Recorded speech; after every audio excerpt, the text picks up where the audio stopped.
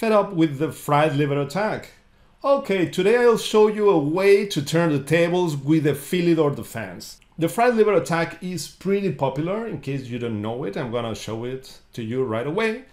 And I'm going to show you an antidote, a mind-blowing antidote that you will be able to use in your games and gain plenty of points and surprise your opponents. So without further ado, let's jump right into the ideas. First of all, let's see the first moves of the fried liver. E4, E5, Knight F3, Knight C6, in the Italian opening, the two knights defense, Knight F6, white played Knight G5. This is what I call the fried liver. It's a difficult terminology, I'm not sure about it, because I've seen in several books that D5, E takes D5, Knight takes D5, then Knight F7 is the real fried liver attack. But, okay, I don't know how to call it. Knight G5 for me is a fried liver attack.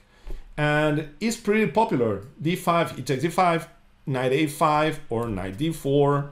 Those are pretty popular and mainstream variations. So, this is what we want to avoid by playing D6. By playing D6, we invite our opponents to play their normal fagatello, their normal fried liver attack, but there's a subtle point that very few of them will be able to understand at first.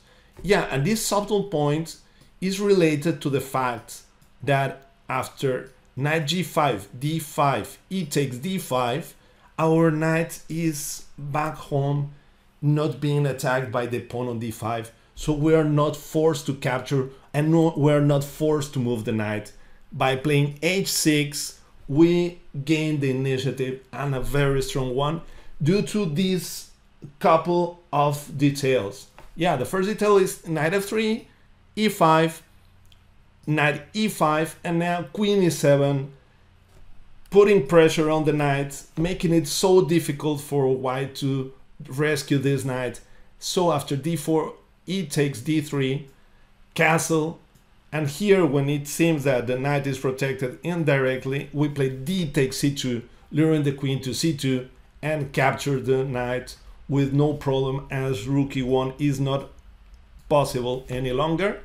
Bishop D2 trying to make it possible, but we play Bishop E7 and we are ready to enjoy our extra piece and hopefully win the game. Instead of D4, by playing F4, we capture again, and we are capturing the pawn on G2, so they have to castle, and we capture the knight again without fearing rook E1, as we have F2, king takes F2, Knight E4 check, King F1, and Bishop B4. We use this fantastic resource to avoid D3, and well, white is in some trouble after C3. We sacrifice this bishop to speed up our development, and the game may continue with C takes B4, Queen takes H2, and white's king seems to be super exposed, as the following line will show that we have a fantastic attack. Rook takes E4 seems possible, Queen H1, King E2. Now everything seems to be controlled for white, but we play Bishop G4, attacking the queen, forcing rook takes G4, and after rook E8, white is forced to leave the queen undefended, so we are going to win the game. King D3, queen takes D1. I share a variety of chess-related stuff twice a week.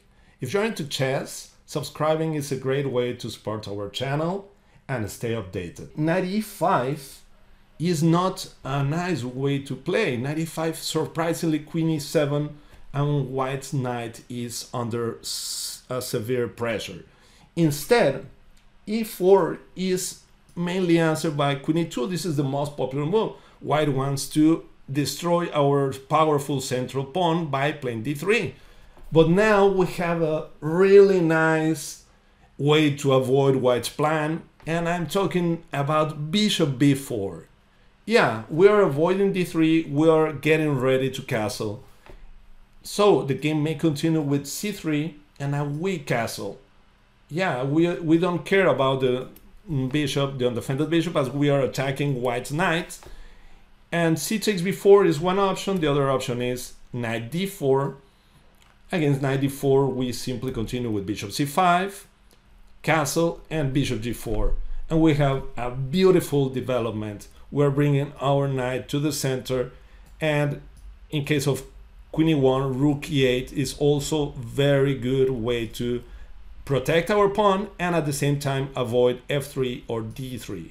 Yeah, our pieces are coming very soon to the center. So this is a very nice variation, a very nice position. Yeah, it is funny to see how difficult for white would be to play after capturing on b4. E takes f3, queen takes f3, and now check. And now white's king won't be able to castle, as bishop e2, as a way to try to castle, is met by bishop g4, and we win a piece.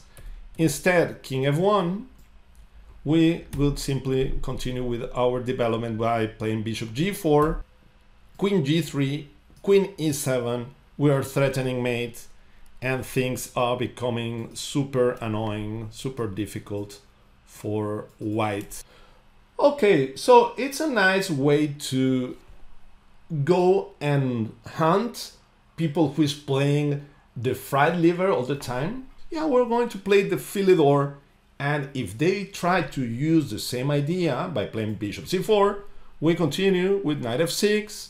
We played the naive, we are not aware of the difficulties, and knight g5 is met by d5.